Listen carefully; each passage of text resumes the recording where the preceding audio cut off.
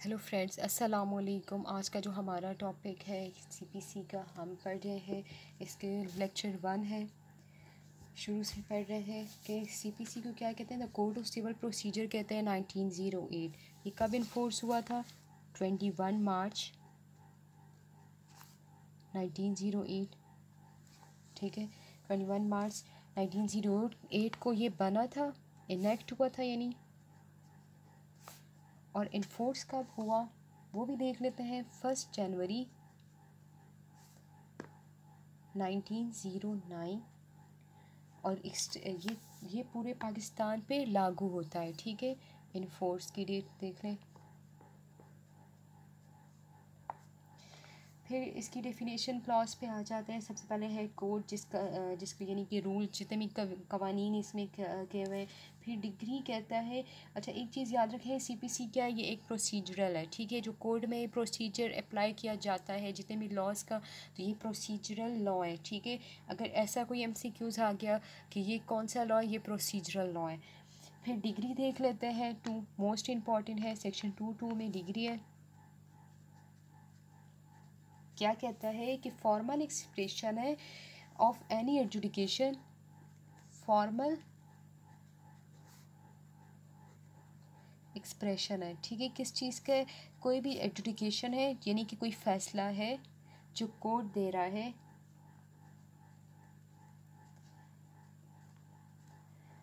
और डिटरमाइन कर रहा है। कंक्लूसिवली डिटरमाइन, कंक्लूसिवली यानी कि फुली तौर पर कोई राइट डिटरमाइन करता है पार्टीज़ के दरमियान। डिटरमाइन राइट्स,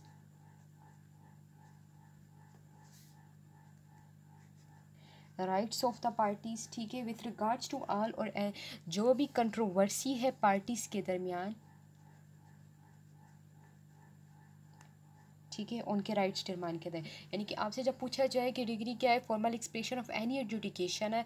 ठीक है, फॉर्मल एक्सप्रेशन है किसी भी फैसले का जो क्या कर रहा है, कंक्लूसिवली जो है पार्टीज़ के राइट्स डिटरमाइन कर रहा है। जो पार्टीज़ के दरमियान, दो पार्टीज़ है, उनके दरमियान में किसी तरह से कोई तनाज़ा चल रहा है, ठीक है, जो कि कंट्रोवर्सी में है, उन तनाज़े को वो सॉल्व कर दे। ठीक है, तो उसको क्या करेंगे, उसको डिग्री कहेंगे। तो फिर कहते हैं डिग्री जो है या प्रिलिमिनरी भी होता है, ये फाइनल भी होता है। प्रीलिमिनरी जो है, यानी कि वो जब कोर्ट क्या करती है कि इनिशियल स्टेज पे पार्टीज़ के दरमियान कुछ राइट्स और लाइबिलिटीज़ फाइंड आउट कर लेती है, तो वो क्या होगी, वो प्रिलिमिनरी होगी। फ़ाइनल क्या होती है, जो कि जितना भी तनाज़ा है तो वो सारा तनाज़ा यानी कि हल कर दे कोर्ट, तो वो जो है फ़ाइनल हो जाएगी। यानी कि एक बंदे की है ने ज़मीन, किसी और बंदे की ज़मीन के ऊपर पोजेसन ली हुई है, ठीक है, वो जो वो कोर्ट में जो ऑनर है वो कोर्ट में आता है कि मुझे मेरी ज़मीन वापस की जाए, इसका पोजेसन वापस किया जाएगा। यानी कि जब कोर्ट फैसला करेगी और उसको उसकी ज़मीन मिल जाएगी, यानी कि क्योंकि उसकी मलकियत है, उसको उसकी ज़मीन मिल जाए, तो ये क्या हो जाएगा, यानी कि ये फ़ाइनल है। यानी कि उससे पहले, यानी कि अगर यानी कि उनके दरमियान कोई लाइबिलिटीज़ वगैरह अगर कोर्ट डिटरमाइन करेंगी तो वो प्रिलिमिनरी आएगा। इसमें क्या कहता है कि जो रिजेक्शन ऑफ प्लेंट होती है वो भी डिग्री में शामिल होगी। रिजेक्शन ऑफ प्लेंट्स हो जाता है, ठीक है, कोर्ट रिजेक्ट करती है किसी प्लेंट को, वो भी ये प्रिलिमिनरी में शामिल हो गए। फिर क्या कहते हैं कि सेक्शन 144 के अंदर कुछ क्वेश्चंस जो हैं डिटरमाइन किए गए हैं, वो भी डिग्री के अंदर शामिल होगा। फिर कहते हैं ऑर्डर 21, रूल 60, 98, 99, 100 और 103, ये जितने भी ये रूल्स बता दिए हैं, इसके अंदर जो कुछ भी है यानी कि वो सारा क्या होगा, वो डिग्री होगी। कोई ऑर्डर इनके दरमियान किया जाता है इसके इसके इनके रूल्स के ऊपर, तो वो क्या होगा, वो सारे क्या शामिल हो जाएंगी, वो डिग्री में शामिल हो जाएगा। फिर इसमें कहते हैं बट शैल नॉट इंक्लूड, आगे इसने क्या किया, कौन सी चीज़ें डिग्री में शामिल नहीं होंगी। क्या कहता है कि कोई ऐसा ऑर्डर है जिसके ख़िलाफ़ क्या किया जाए, अपील की जा सके। कोई ऐसा ऑर्डर कोर्ट ने कर दिया जिसके खिलाफ अपील की जा सके, तो वो क्या है, वो डिग्री नहीं है। फिर नेक्स्ट क्या कहता है कि वो कोई ऑर्डर कर दिया डिसमाइजल ऑफ फॉर डिफ़ॉल्ट, ठीक है,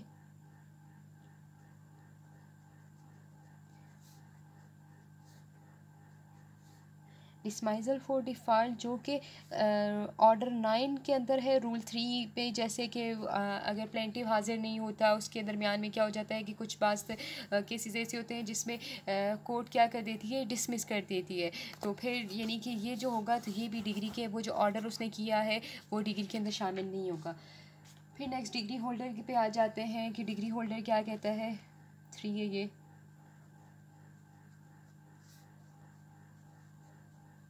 डिग्री होल्डर कहता है कि कोई डिग्री जो है किसी पर्सन के फेवर में पास की जाए या उसके फेवर में एग्जीक्यूट की जाए तो वो डिग्री होल्डर होगा, ठीक है। फिर डिस्ट्रिक्ट की डेफिनेशन आ गई है। डिस्ट्रिक्ट को देख लेते हैं कि local limits of jurisdiction of civil courts of original jurisdiction, यानी कि सिविल कोर्ट्स की कोई जुरिसडिक्शन है ओरिजिनल, ठीक है, जिसके लिए यानी कि कोई डिस्ट्रिक्ट है जिसमें कुछ सिविल कोर्ट्स को सिविल कोर्ट्स बनाई गई हैं, उनकी कुछ जुरिसडिक्शंस बनाई गई हैं, सेम इसी तरह हाई कोर्ट के लिए बनाई गई हैं, तो वो क्या है, वो डिस्ट्रिक्ट में शामिल होंगी, यानी कि वो कोर्ट्स जो हैं वो सिविल कोर्ट्स हैं, उनकी जुरिसडिक्शन उसी डिस्ट्रिक्ट के अंदर है सिर्फ, यानी कि आउट ऑफ डिस्ट्रिक्ट वो केस नहीं देख सकती। फिर फॉरेन कोर्ट्स का देख लेते हैं। 5 में फॉरेन कोर्ट्स आ गया। मैं शॉर्टकट लिख रही हूँ कि court situated beyond the limits of Pakistan, जो कि पाकिस्तान की लिमिट से लिमिट के दूर बाहर रहती हैं, ठीक है। कुछ कोर्ट्स हैं जो पाकिस्तान की लिमिट्स के बाहर रहती हैं, उसको फेडरल गवर्नमेंट ने भी अथोराइज़ नहीं किया, तो वो हम उसको बोलेंगे ये फॉरेन कोर्ट हैं, यानी कि दूसरे मुल्क की कोर्ट्स हैं, ठीक है। जैसे इंग्लैंड की कोर्ट्स हो गई, एग्जाम्पल ये होगी। फिर फॉरेन जजमेंट है जो कि judgement of a foreign court, यानी कि वो जो फॉरेन कोर्ट्स हैं उसकी वो अगर कोई जजमेंट पास करे तो वो फॉरेन जजमेंट होंगी, ठीक है। फिर जज क्या है कि presiding officer of a civil court, यानी कि प्रिजाइडिंग ऑफिसर यानी कि सिविल कोर्ट के अंदर कोई जो ऑफिसर है, ठीक है, वो जज हो गया। जजमेंट अभी ये मोस्ट इंपॉर्टेंट है 9 पे, इसको देख लें। जजमेंट क्या होता है, फैसला क्या होता है। कहता है कि the statement given by the जज ऑन द ग्राउंड, कोई भी स्टेटमेंट जज दे रहा है, जज स्टेटमेंट देता है किस चीज़ पे दे रहा है, डिग्री या ऑर्डर पे, ठीक है, तो वो क्या होगी, वो जजमेंट होगी। फिर नेक्स्ट कहता है जजमेंट डेप्टर, यानी कि जिसके खिलाफ, ये भी इंपॉर्टेंट है, जजमेंट डेप्टर कि जिसके खिलाफ कोई डिग्री पास की जाए या डिग्री एग्जीक्यूट की जाए तो उसको जजमेंट डेप्टर बोलेंगे। डिग्री होल्डर क्या था कि जिसके हक में डिग्री पास की जाए या एग्जीक्यूट की जाए। जजमेंट डेप्टर क्या है, जिसके खिलाफ की जाए तो वो जजमेंट डेप्टर है, ठीक है। फिर नेक्स्ट 11 पे आ जाते हैं लीगल रिप्रेजेंटेटिव।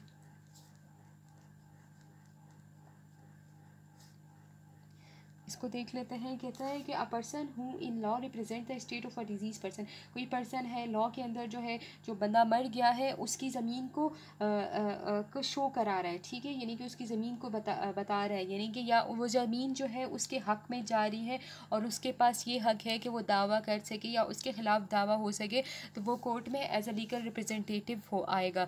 यानी कि जैसे अगर बाप मर जाए तो उसका बेटा यानी कि कोर्ट में आ जाता है, ठीक है, तो उसका बेटा ये कोर्ट में आएगा तो वो क्या हो गया, वो लीगल रिप्रेजेंटेटिव है, यानी कि उसके खिलाफ भी दावा किया जा सकता है या वो दावे में शामिल भी हो सकता है, ठीक है। फिर मीन्स प्रॉफिट जो है, ये लीगल रिप्रेजेंटेटिव बाज़ दफ़ा कोर्ट में क्या होता है, जो हम लिस्ट ऑफ लीगल रिप्रेजेंटेटिव भी देते हैं कि वो पर्सन मर जाए तो बाद में ये दावा कौन देखेगा, तो ये वो वाली चीज़ है, ठीक है। फिर मीन्स प्रॉफिट, ये इंपॉर्टेंट है, मीन्स प्रॉफिट या मैसनी प्रॉफिट इसको कोई कहता है, कोई मीन्स प्रॉफिट कहता है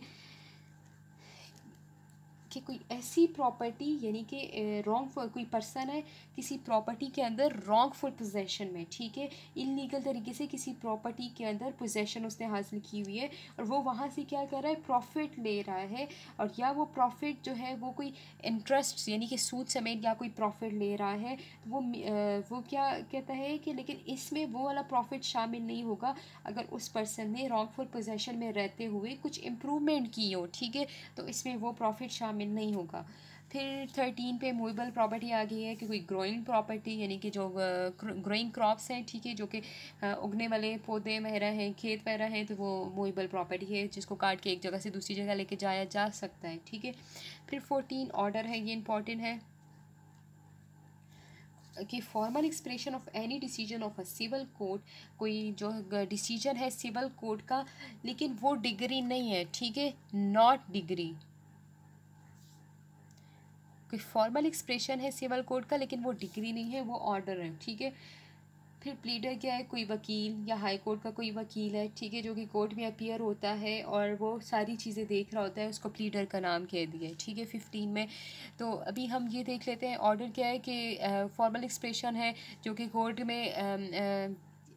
में डिसीजन, सिविल कोर्ट अपना कोई डिसीजन दे रहा है, तो वो क्या है, वो ऑर्डर है लेकिन वो डिग्री ना हो, फाइनल, उसमें फाइनल कंक्लूसिवली डिटरमाइन ना हो, ठीक है, जो फाइनल तौर पर राइट्स डिटरमाइन करता है पार्टीज़ में, वो डिग्री हो गई। इसमें नेक्स्ट जो इंपॉर्टेंट था वो जजमेंट है कि कोई जज जो अपना फैसला दे तो किस बेस पे देगा, डिग्री या ऑर्डर के बेस पे वो देगा, ठीक है। बस इसमें यही इंपॉर्टेंट है और इसमें यही चीज़ें MCQs में भी आ सकती हैं।